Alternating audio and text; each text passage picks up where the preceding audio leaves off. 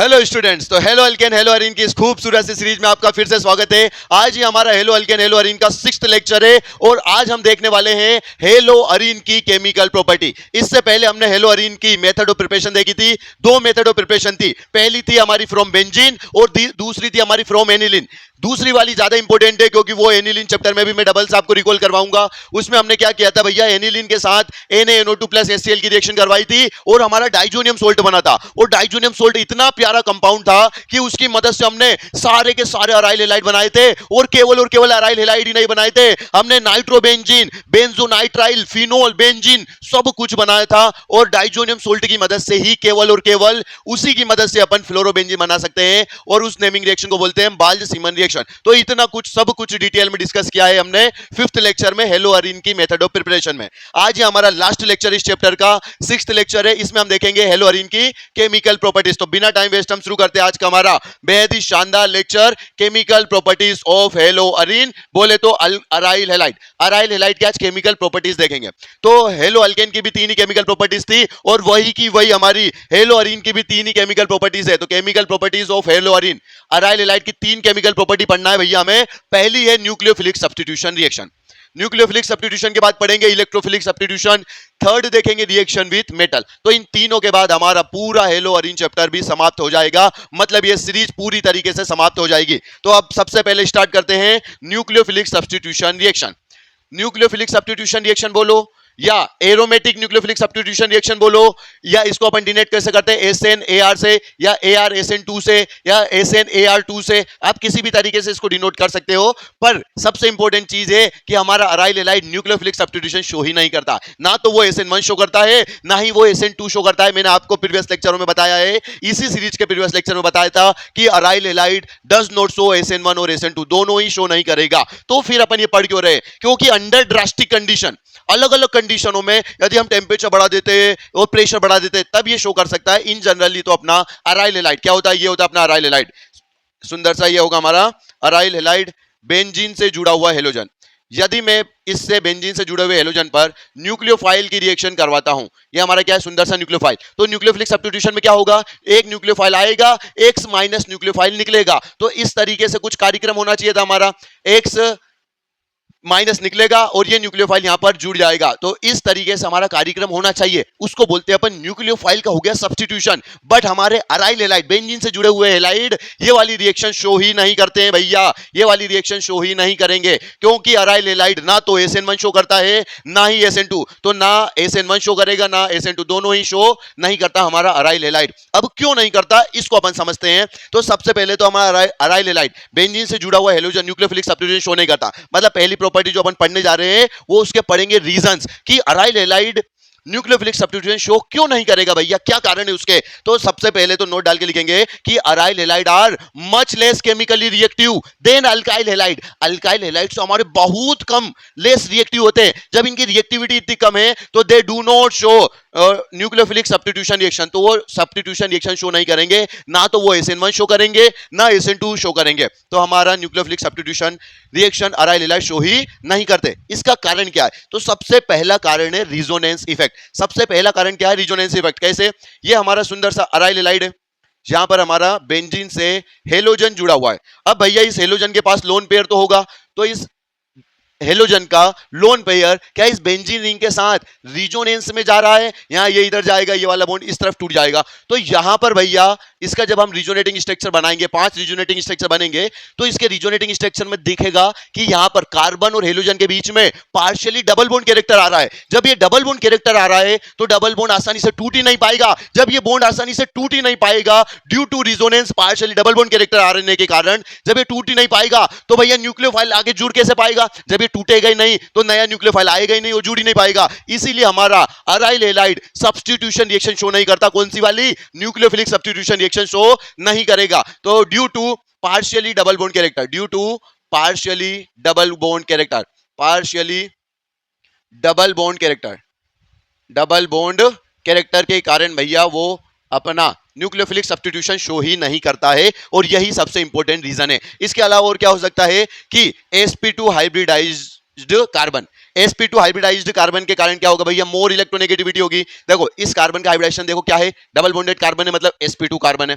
sp2 carbon की electronegativity क्या होती है भैया, ज्यादा होती है, more electronegativity, more electronegativity of sp2 carbon. यहां पर ये हमारा हेलोबेंजीन है, ये हमारा हेलोबेंजीन है। अब इस कार्बन की तुम यदि हाइब्रिडाइजेशन देखोगे तो इसका हाइब्रिडाइजेशन क्या है भैया, sp2, और sp2 का हाइब्रिडाइजेशन, इस कार्बन का हाइब्रिडाइजेशन sp2 है, तो इस कार्बन और हेलोजन के बीच में इलेक्ट्रॉन नेगेटिविटी का डिफरेंस बहुत ज्यादा है, तो यहां पर ये बॉन्ड बहुत ज्यादा टाइटली बंधा हुआ है। जब ये बहुत ज्यादा टाइटली बंधा हुआ होगा तो यहां से ये बॉन्ड टूट ही नहीं पाएगा। जब ये बॉन्ड टूट ही नहीं पाएगा तो न्यूक्लियोफिलिक सब्स्टिट्यूशन होगा ही नहीं। तो सबसे पहले अपन लिख सकते हैं कि इलेक्ट्रोनेगेटिविटी किसकी ज्यादा होती है, sp3 वाले की सबसे कम होती है, उससे ज्यादा होती है भैया sp2 की, और सबसे ज्यादा होगी भैया sp वाले कार्बन की, sp हाइब्रिडाइज्ड कार्बन की। क्यों होती है, क्योंकि due to percentage s character, जिसमें परसेंटेज एस कैरेक्टर ज्यादा होगा उसकी इलेक्ट्रोनेगेटिविटी ज्यादा होगी।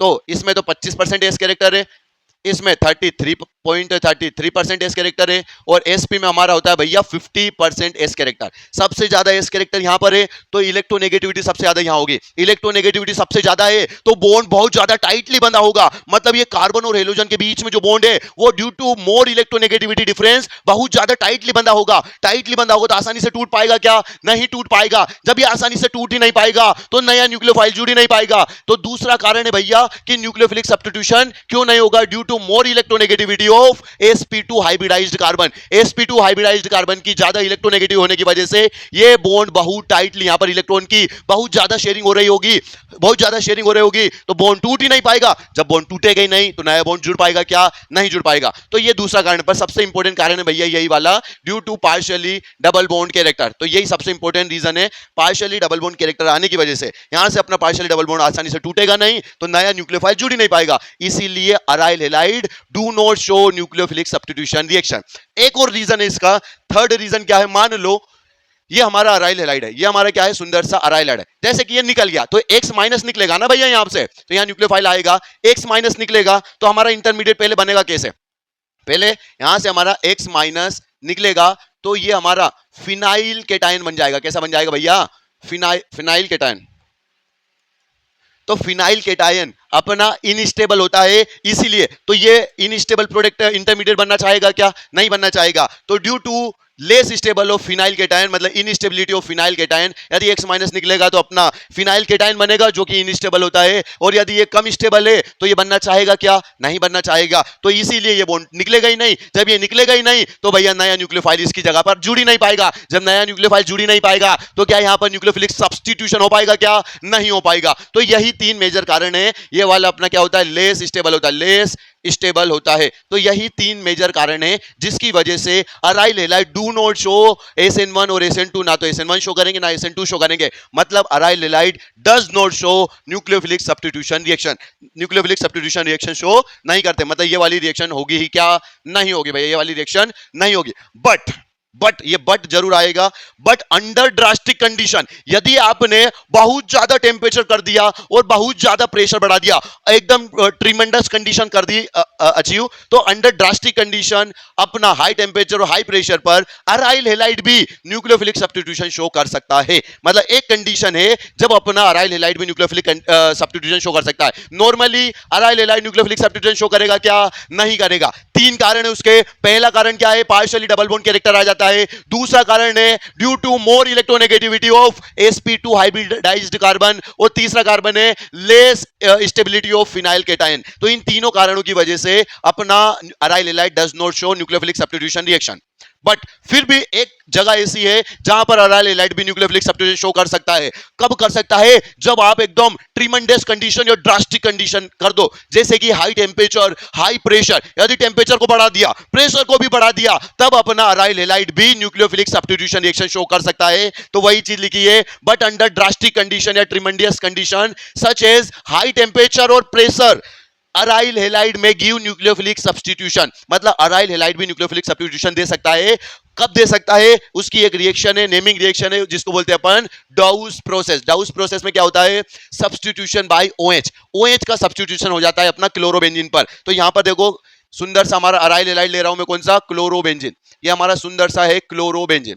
यदि क्लोरोबेंजीन की मैं NaOH के साथ रिएक्शन करवाता हूं, 2 NaOH लेता हूं, और कितना टेम्परेचर 623 केल्विन टेम्परेचर लेता हूं और 300 एटमॉस्फेरिक प्रेशर कर देता हूं, तो भैया यहां पर न्यूक्लियोफिलिक सब्स्टिट्यूशन हो जाएगा। इतने हाई टेम्परेचर और इतने हाई प्रेशर पर न्यूक्लियोफिलिक सब्स्टिट्यूशन होगा तो पहले तो बनेगा हमारा भैया सुंदर सा फिनोक्साइड आयन। कौन सा बनेगा? Sodium phenoxide ion. ऐसा बनेगा कुछ O नेगेटिव Na पॉजिटिव, ऐसा बनेगा sodium phenoxide ion. Sodium phenoxide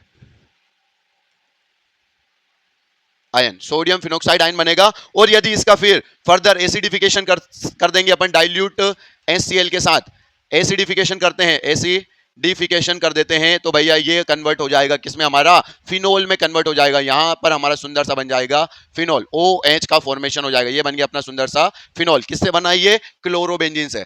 chlorobenzene से फिनोल को में अपन ने उसको कन्वर्ट कर दिया, तो यहां से क्लोरीन निकला और OH का हमने सब्स्टिट्यूशन कर दिया। बट OH का सब्स्टिट्यूशन कब होगा?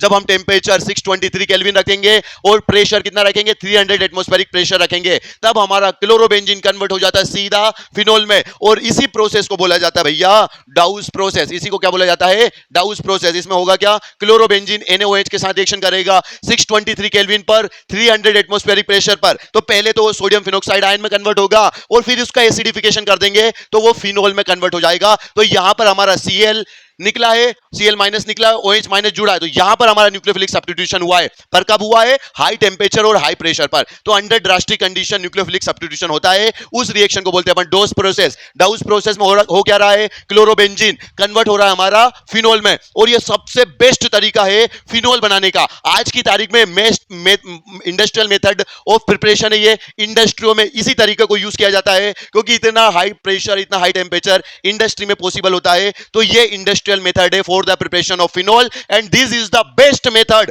to prepare phenol from chlorobenzene. Dose process is the best method. तो वही लिखा है Dawes process बेस्ट प्रोसेस होती है to convert chlorobenzene into phenol. Chlorobenzene को फिनोल में कन्वर्ट करने की जो प्रोसेस है उसे बोलते हैं डाउस प्रोसेस, और ये अपनी बेस्ट मेथड है फिनोल बनाने के लिए। इसमें अपना इंटरमीडिएट क्या बनेगा भैया? इसमें बेंजाइन इंटरमीडिएट फॉर्म होता है। ध्यान रखना, इसमें कौन सा इंटरमीडिएट फॉर्म होता है? बेंजाइन इंटरमीडिएट फॉर्म होता है। अब इस रिएक्शन को मैं एक बक्से में बंद कर देता हूं, सुंदर से एक बक्से में बंद कर देते हैं, बक्सा बना देता हूं भैया। ये हो गया अपना सुंदर सा बक्सा तैयार। तो ये होती है हमारी कौन सी? डाउस प्रोसेस, जिसकी मदद से अपन क्या बनाएंगे? जिसकी मदद से अपन बनाएंगे भैया फिनोल बनाते हैं जिसकी मदद से। अब इसकी मैकेनिज्म देख लो थोड़ी सी। मैकेनिज्म क्या होगी? तो देखो, nucleophilic substitution aryl halide show करते हैं क्या? नहीं करते हैं। क्यों नहीं करते? उसके तीन मुख्य कारण हैं। पहला कारण क्या है? Due to partially double bond character. दूसरा, due to more electronegativity of sp2 hybridised carbon. और तीसरा, इनस्टेबिलिटी ऑफ फिनाइल केटायन। इन तीनों कारणों की वजह से अपना aryl halide nucleophilic substitution show नहीं करता है। बट एक कंडीशन ऐसी है, जब यदि आप टेम्परेचर बढ़ा देंगे, प्रेशर को भी इंक्रीज कर देंगे, तब हमारा अराइल हैलाइड भी न्यूक्लियोफिलिक सब्स्टिट्यूशन शो करेगा और क्लोरोबेंजीन से हम फिनोल बना सकते हैं। उस रिएक्शन को बोलते हैं डोस प्रोसेस। उसमें इंटरमीडिएट कौन सा बनता है भैया? बेंजाइन इंटरमीडिएट बनता है। इसको या स्टार लगा लेना कि इसमें इंटरमीडिएट कौन सा बनता है? बेंजाइन। एनसीईआरटी में ऐसा पूरा लिखा हुआ है, बट डायरेक्ट आपको ऐसा याद रखना है। क्लोरोबेंजीन NaOH के साथ रिएक्शन करेगा 623 केल्विन पर 300 एटमॉस्फेरिक प्रेशर पर, तो भैया वो सीधा कन्वर्ट हो जाएगा फिनोल में। पहले बनाएगा sodium phenoxide ion, then convert हो जाएगा भैया फिनोल में। अब इसकी देखते हैं भैया सुंदर सी मैकेनिज्म कैसी है। ये हमारा सुंदर सा क्लोरोबेंजीन है। ये क्या है भैया? क्लोरोबेंजीन। ये हमारा सुंदर सा क्लोरोबेंजीन। अब देखो, यहां पर हमने बेस लिया NaOH, तो NaOH क्या देगा? OH minus. OH माइनस क्या करेगा? इस क्लोरोबेंजीन की ऑर्थो पोजीशन से, और पैरा से भी निकाल सकता है बट ऑर्थो वाला ही निकालेगा, क्योंकि क्लोरीन का माइनस आई यहां पर अपना एनायन बनता है, तो एनायन को स्टेबल करेगा ड्यू टू माइनस आई जितना पास में होगा, क्योंकि इंडक्टिव इफेक्ट अपना डिस्टेंस डिपेंडेंट होता है। तो ऑर्थो पोजीशन वाले हाइड्रोजन पर कौन अटैक करेगा? OH माइनस, और यहां से निकल जाएगा अपना सुंदर सा H2O। और जैसे ही ये इस पर अटैक करेगा, ये वाला बॉन्ड टूट के यहां जाएगा अपना सुंदर सा, पहले ऐसा कुछ कंपाउंड बनेगा, ऐसा बनेगा, यहां पर आ गया नेगेटिव, और यहां आ जाएगा अपना क्लोरीन। इसके बाद क्या होगा भैया? इसके बाद ये नेगेटिव इस तरफ आएगा, क्लोरीन यहां से अपना बाहर निकल जाएगा, तो यहां से अपना Cl माइनस निकलेगा और सुंदर सा बेंजाइन इंटरमीडिएट बन जाएगा। क्या बन जाएगा? बेंजाइन, क्योंकि ये बॉन्ड इधर आएगा तो यहां पर बन जाएगा बेंजाइन। ये बेंजाइन अपना बहुत ज्यादा लेस स्टेबल होता है। बेंजाइन बेंजाइन इंटरमीडिएट बनेगा, जो कि बहुत लेस स्टेबल है। अब ये लेस स्टेबल है तो क्या होगा भैया? फिर से अपना सेकेंड वापस 2 OH लिखे थे भैया अपन ने, 2 NaOH लिखे, तो पहली बार OH माइनस, इस हाइड्रोजन को निकालेगा और अपना बेंजाइन इंटरमीडिएट बनाएगा। इसके बाद ये लेस स्टेबल होता है तो ये फिर से वापस से यहां पर अटैक करेगा, ये बॉन्ड इस तरफ टूटेगा तो अपना कुछ इस तरीके का कंपाउंड बनेगा, सुंदर सा OH आकर जुड़ जाएगा यहां पर OH आकर जुड़ गया और ये वाला नेगेटिव कहां जाएगा, इस तरफ आ जाएगा। अब यहां पर होगा भैया हाइड्रोजन का ट्रांसफर, ये हाइड्रोजन अपने इलेक्ट्रॉन इसको देगा तो H प्लस रिलीज होगा और H प्लस किसके पास आ जाएगा भैया, इसके पास चला जाएगा और जैसे H प्लस यहां जाएगा अपना कुछ सुंदर सा ऐसा कंपाउंड बन जाएगा, फिनोक्साइड आयन बन जाएगा। ये बन गया फिनोक्साइड आयन और ये हाइड्रोजन कहां चला गया, यहां पर आ गया हाइड्रोजन। इसके बाद क्या होगा, Na के साथ ये रिएक्शन करेगा, Na प्लस के साथ ये रिएक्शन करेगा तो बना लेगा भैया सोडियम फिनोक्साइड आयन। क्या बन गया अपना सुंदर सा सोडियम फिनोक्साइड आयन बन गया। और यदि मैं इसका डाइल्यूट HCl के साथ एसिडिफिकेशन कर दूंगा, यहां पर डाइल्यूट HCl के साथ यदि मैं इसका एसिडिफिकेशन कर देता हूं, एसिडिफिकेशन कर दूंगा तो यहां से अपना NaCl तो बाहर हो जाएगा, यहां से क्या बाहर हो जाएगा, NaCl बाहर हो जाएगा और सुंदर सा H यहां पर आके चला जाएगा और बन जाएगा अपना खूबसूरत सा फिनोल। ये बन गया अपना फिनोल। तो क्लोरोबेंजीन से फिनोल बनाने की बेस्ट मेथड होती है अपनी डाउस प्रोसेस। उसमें इंटरमीडिएट क्या बनता है भैया, अपना बेंजाइन इंटरमीडिएट बनता है जो कि अपना लेस स्टेबल होता है, बहुत लेस स्टेबल होता है, इसीलिए फिर से OH माइनस आयन अटैक कर देगा। एक सेकंड, ये क्या हो गया, अंडरलाइन, बेंजाइन इंटरमीडिएट बनता है। तो ये हुआ हमारा पहला केमिकल प्रॉपर्टी समाप्त। कौन सी थी, न्यूक्लियोफिलिक सब्स्टिट्यूशन। तो aryl allied nucleophilic substitution show नहीं करता है। कारण क्या है उसका, सबसे पहला कारण ही मेजर कारण है due to partially double bond character. Partial double bond character आ जाता है तो पार्शियल डबल बॉन्ड आसानी से ब्रेक नहीं होगा। जब ब्रेक ही नहीं होगा तो नया न्यूक्लियोफाइल आ ही नहीं सकता है। तो जब नया न्यूक्लियोफाइल आ ही नहीं सकता है तो अपना न्यूक्लियोफिलिक सब्स्टिट्यूशन शो नहीं करता। इसीलिए अपन ने पहले लिखा था कि aryl allied does not show SN1 और SN2, कोई सा भी न्यूक्लियोफिलिक सब्स्टिट्यूशन शो नहीं करता है। एक जगह पर वो कर सकता है, OH का सब्स्टिट्यूशन कर सकता है। कब कर सकता है OH का सब्स्टिट्यूशन, जब अपन टेम्परेचर 623 कर दें और प्रेशर 300 एटमॉस्फेरिक प्रेशर कर दें, उस समय हमारा Cl माइनस निकलेगा, OH माइनस आ जाएगा तो क्लोरोबेंजीन से अपना फिनोल बन सकता है। तो बस एक यही तरीका है, इसकी मैकेनिज्म अपन ने ये देखी। अब भैया इस टेम्परेचर को यदि आपको और कम करना है, 623 केल्विन से भी कम करना है, तो आपको क्या करना पड़ेगा, क्लोरोबेंजीन की ऑर्थो और पैरा पोजीशन पर डीएक्टिवेटिंग ग्रुप लगा दो, जैसे कि NO2। यदि NO2 ऑर्थो और पैरा पोजीशन पर आ गया तो भैया ये टेम्परेचर डिक्रीज हो सकता है। तो वही चीज आगे लिखी है कि if nitro group is present at ortho और पैरा पोजीशन, यदि ऑर्थो और पैरा पोजीशन पर नाइट्रो ग्रुप प्रेजेंट है तो then temperature can be control. तो टेम्परेचर हमारा डिक्रीज हो जाता है, अपन उसको कंट्रोल कर सकते हैं। तो अभी तक अपन 623 केल्विन ले रहे थे। यदि एक डीएक्टिवेटिंग ग्रुप है, NO2 हमारा कैसा होता है -M, जो कि बेंजीन को डीएक्टिवेट करता है, प्लस वाले हमारे एक्टिवेट करते हैं बेंजीन को, माइनस वाले डीएक्टिवेट करते हैं। तो यदि क्लोरोबेंजीन की ऑर्थो या पैरा पोजीशन पर डीएक्टिवेटिंग ग्रुप लगा दिया, जैसे कि NO2, तो ये टेम्परेचर हमारा डिक्रीज हो जाएगा। एक NO2 लगाया तो टेम्परेचर हमारा डिक्रीज होकर कहां पर आ गया, 443 केल्विन पर। और काम तो वही होगा, यहां पर OH निकलेगा और सुंदर सा हमारा Cl निकलेगा और सुंदर सा हमारा क्या बन जाएगा, OH। ये बन गया फिनोल। बाकी तो सब कुछ सेम रहा, बस टेम्परेचर हमारा डिक्रीज हो गया। यदि एक की जगह दो NO2 लगा दिए हैं और फिर NaOH के साथ रिएक्शन करवा रहे हैं, तब टेम्परेचर हमारा हो जाता है 368 केल्विन। कहां 623 था और कहां 368 आ गया। तो और कम करना है तो 3 OH लगाएंगे अपन। तो यहां से Cl is replaced by OH, तो यहां पर OH आ जाएगा। इधर अभी अपना सुंदर सा NO2, इधर भी अपना सुंदर सा NO2।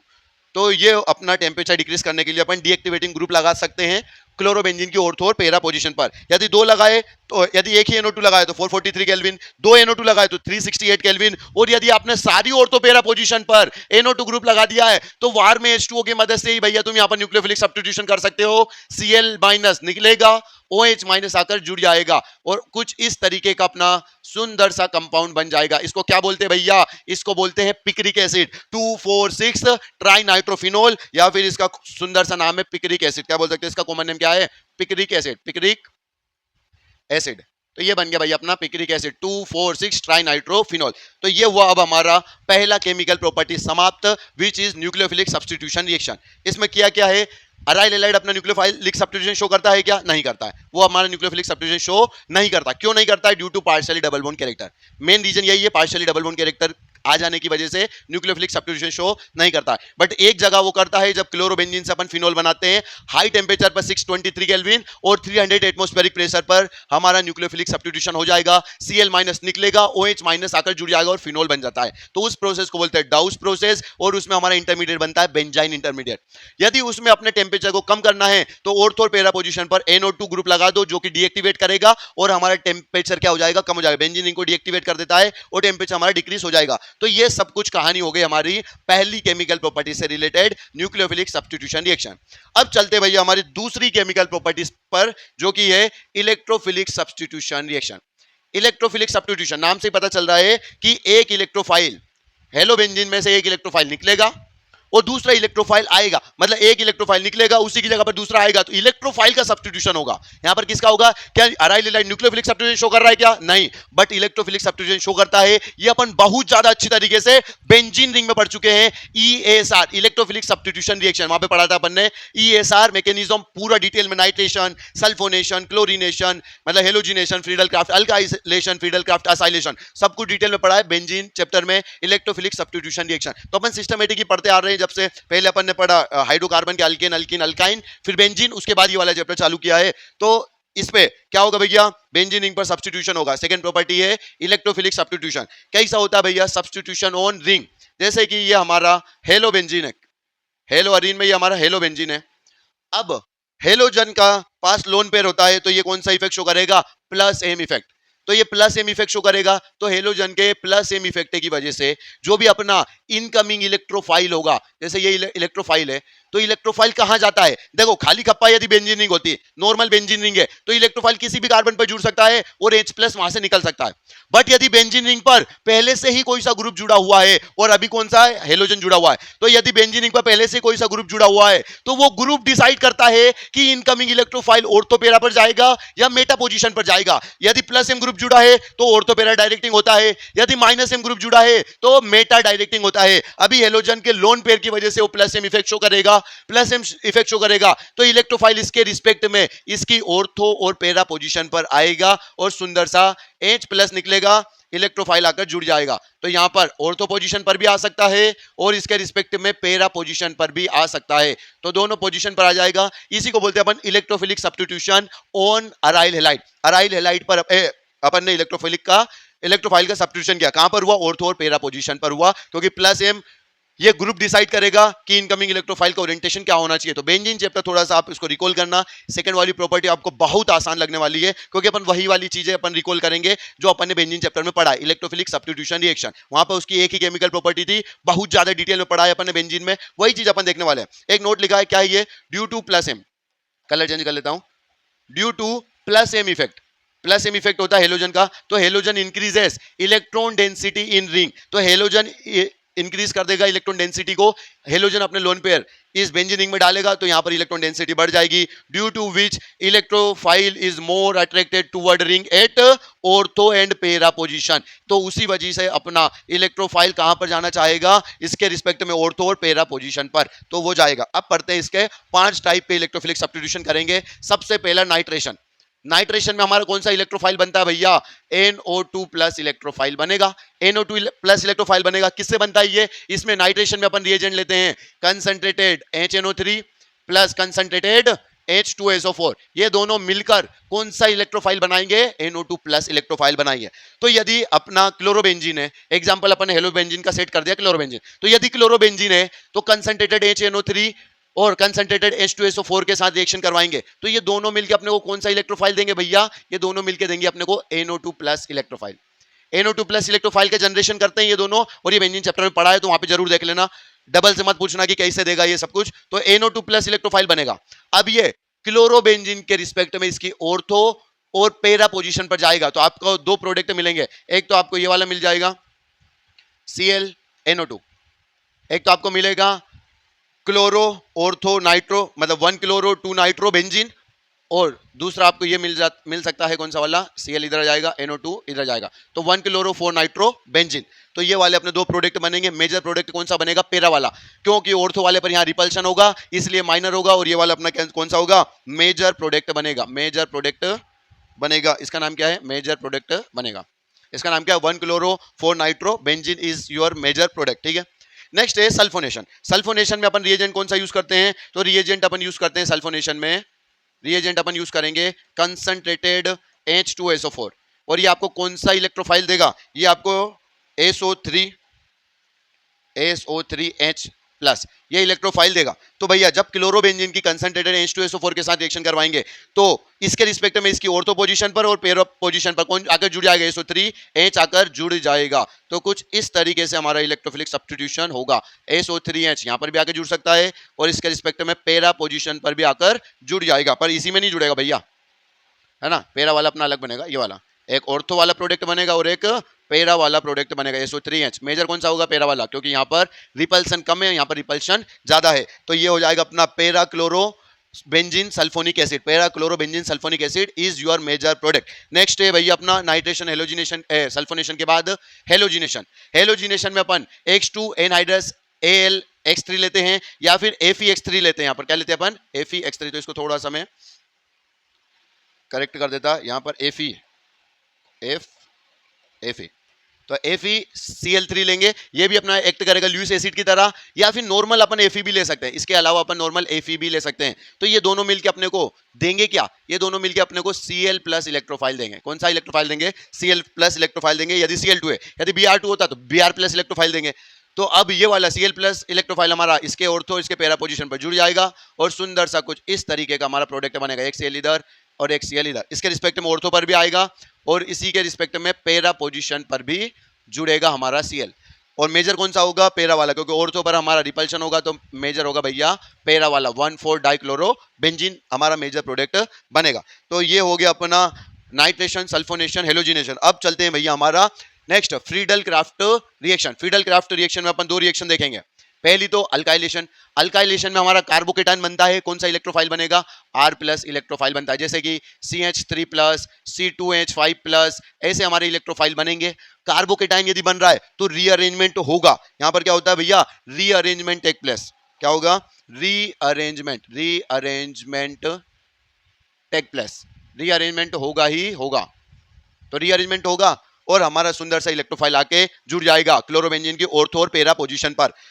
तो अल्काइलेशन में रिएजेंट क्या लेते हैं, alkyl halide in the presence of anhydrous AlCl3। और असाइलेशन में अपन acyl chloride in the presence of anhydrous AlCl3। यदि असाइल हैलाइड लिया है तो असाइलेशन और अल्काइल हैलाइड लिया है तो अल्काइलेशन। अल्काइलेशन में भी कार्बोकेटाइन बनता है और असाइलेशन में भी कार्बोकेटाइन बनता है, बट केवल और केवल यहां पर ही रीअरेंजमेंट होगा अल्काइलेशन वाले में। असाइलेशन में कोई रीअरेंजमेंट नहीं होता है due to back bonding stability of carbocation. तो असाइलेशन में आने वाला है, यहां पर सबसे पहले हमारे क्या बन जाएगा, सुंदर सा कार्बोकेटाइन बनेगा CH3+ और CH3+ क्लोरोबेंजीन के क्लोरीन के ऑर्थो पोजीशन पर आकर जुड़ जाएगा। यहां पर CH3 ऑर्थो पर भी आकर जुड़ जाएगा और सुंदर सा पैरा पोजीशन पर भी आकर जुड़ जाएगा। मेजर प्रोडक्ट कौन सा बनेगा भैया, मेजर बनेगा हमारा पैरा वाला, क्योंकि यहां पर रिपल्शन नहीं होगा। इसका क्या नाम है, पैरा क्लोरोटोलुइन हमारा मेजर प्रोडक्ट बनेगा। नेक्स्ट जैसे एक एग्जांपल है, ये अपना अल्काइल हैलाइड है, इन the presence of anhydrous AlCl3 के साथ अपन रिएक्शन करवाएंगे तो क्या होगा, यहां पर सुंदर सा हेलोजन निकलेगा, कार्बोकेटाइन बनेगा। ये हमारा 1 डिग्री कार्बोकेटाइन है तो ये अपने आप को पहले रीअरेंज करेगा और ये रीअरेंजमेंट करने के बाद ये वाला जाएगा इस तरफ, तो ये हमारा हाइड्राइड शिफ्ट होगा और 2 डिग्री कार्बोकेटाइन बन जाएगा। अब ये 2 डिग्री कार्बोकेटाइन स्टेबल हो गया, अब ये एज इलेक्ट्रोफाइल जाएगा और इसके ऑर्थो और पैरा पोजीशन पर आकर जुड़ जाएगा। तो कुछ इस तरीके का हमारा प्रोडक्ट बनेगा भैया। Cl के रिस्पेक्ट में CH, CH3, CH3। तो ऐसा ऑर्थो पोजीशन पर भी बनेगा और पैरा पोजीशन पर भी जुड़ जाएगा। ये अपना CH, CH3, CH3। और याद करो इसका क्या कॉमन नेम था, इसका कॉमन नेम था क्यूमिन। तो ये है ऑर्थोक्लोरोक्यूमिन, वो है पैरा क्लोरोक्यूमिन। मेजर कौन सा प्रोडक्ट बनेगा भैया, पैरा वाला, क्योंकि वहां पर रिपल्सन कम है। तो मेजर हमारा बनेगा ये वाला प्रोडक्ट, क्योंकि यहां पर रिपल्सन कम है। इसका नाम है भैया पैरा क्लोरोक्यूमिन। और क्यूमिन अपना next chapter alcohol phenol ether में भी आने वाला है, तो इसका थोड़ा सा ध्यान रखना। नेक्स्ट और लास्ट है अपना असाइलेशन।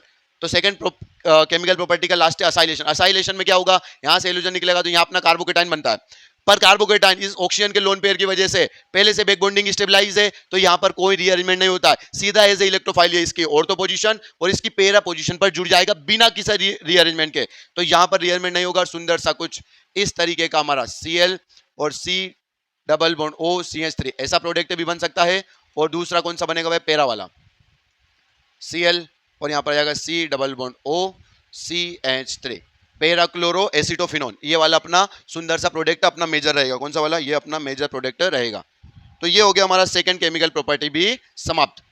सेकंड केमिकल प्रॉपर्टी भी हो गया समाप्त। तो तीन केमिकल प्रॉपर्टी देखना अराइल एलाइड में। सबसे पहली न्यूक्लियोफिलिक सब्स्टिट्यूशन, तो शो ही नहीं करता due to partially double bond character. एक जगह शो करेगा जब Cl का सब्स्टिट्यूशन हो जाएगा बाय OH, उसको बोलते हैं डाउस प्रोसेस, और उसमें इंटरमीडिएट बनेगा बेंजाइन। बस इतनी चीजें याद रखनी तुम्हें।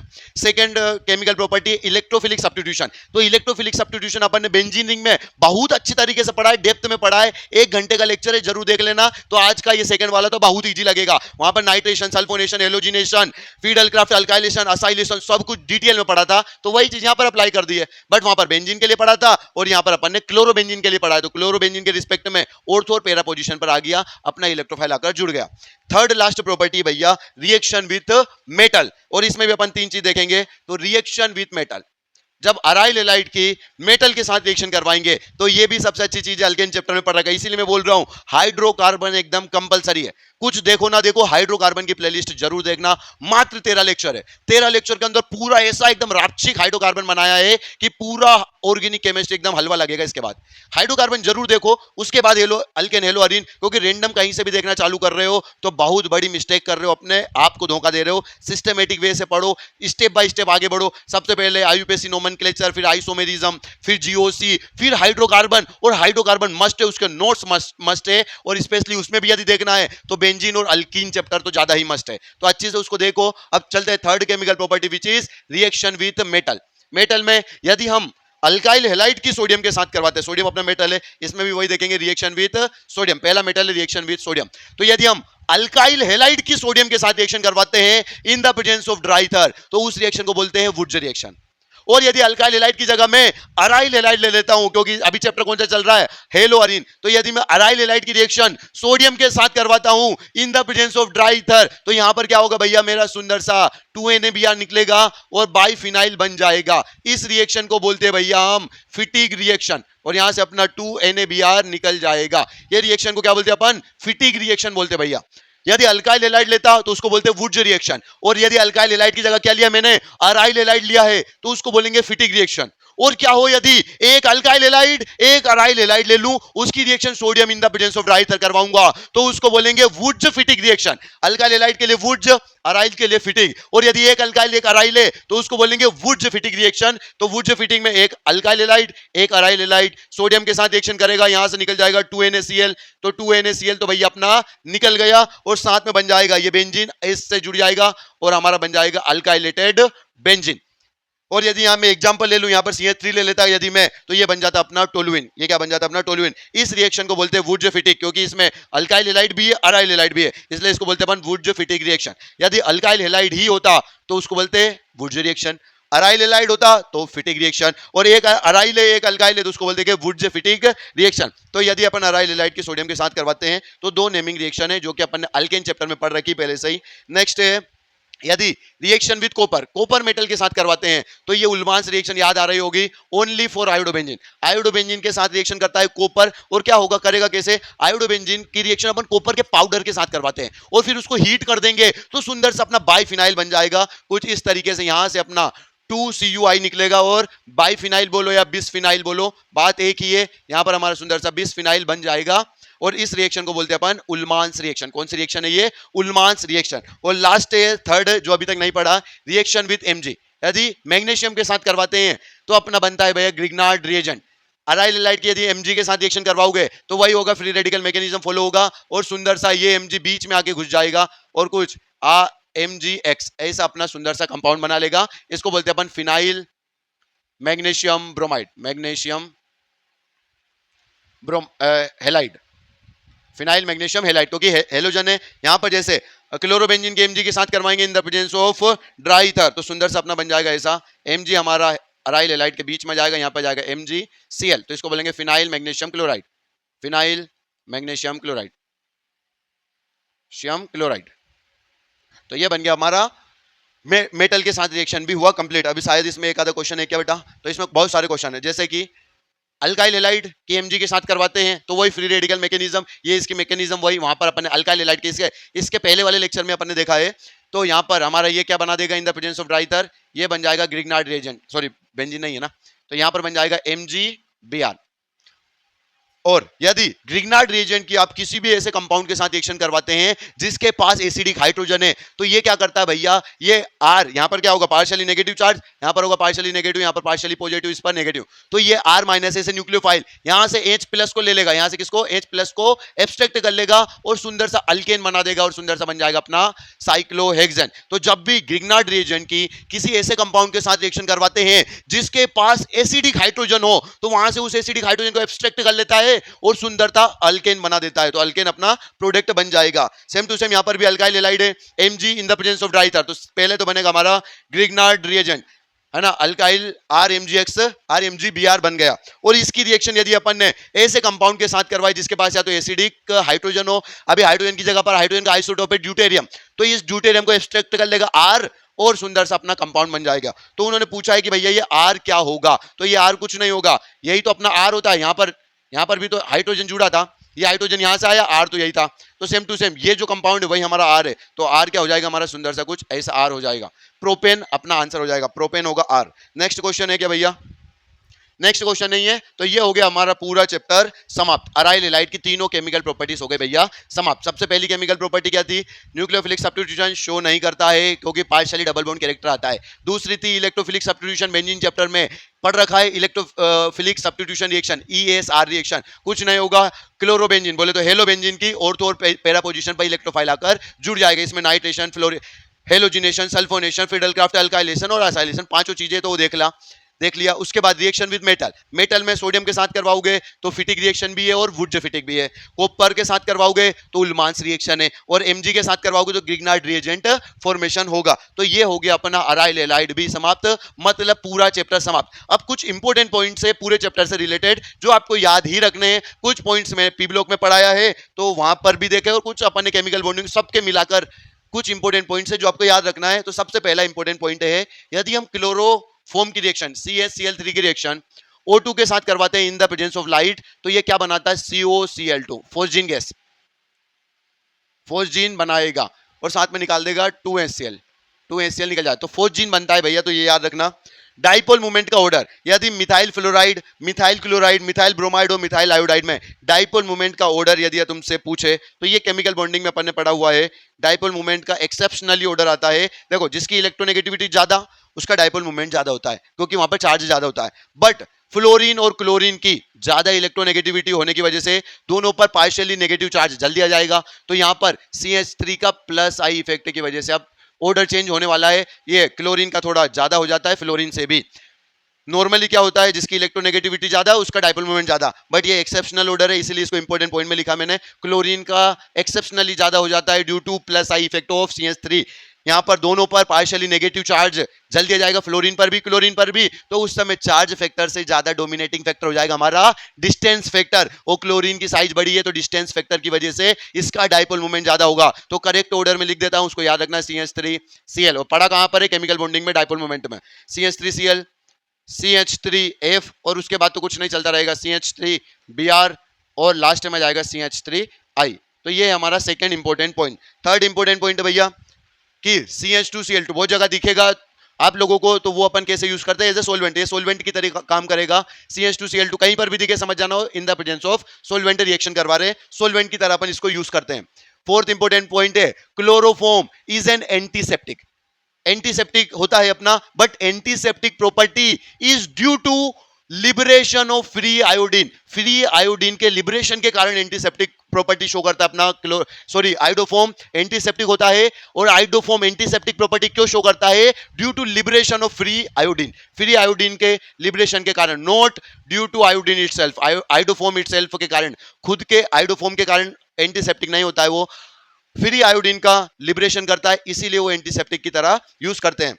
नेक्स्ट पॉइंट है CCl4, इसको बोलते हैं अपन पायरीन भैया, क्या बोलते हैं इसको, पायरीन। तो pyrene is used as a fire extinguisher, जैसे लास्ट में अपन इंपॉर्टेंट पॉइंट्स लिख रहे हैं ना, तो इनको ऐसे एज इट इज याद रखना, बट सबसे इंपॉर्टेंट वाला पॉइंट है हमारा ये वाला, formation of DDT, formation of DDT, dichloro diphenyl trichloroethane, DDT का फॉर्मेशन अपन कैसे करते हैं, तो ये थोड़ा सा देख लो अच्छी से। इसमें करना क्या है भैया, इसमें आपको CCl3CHO की रिएक्शन अपन क्लोरोफॉर्म के साथ करवाएंगे, क्लोरोबेंजीन के साथ करवाएंगे इन the presence of acidic medium, तो हमारा DDT का फॉर्मेशन होता है। CCl3CHO को बोलते हैं क्लोरल तो क्लोरल की रिएक्शन यदि क्लोरोबेंजीन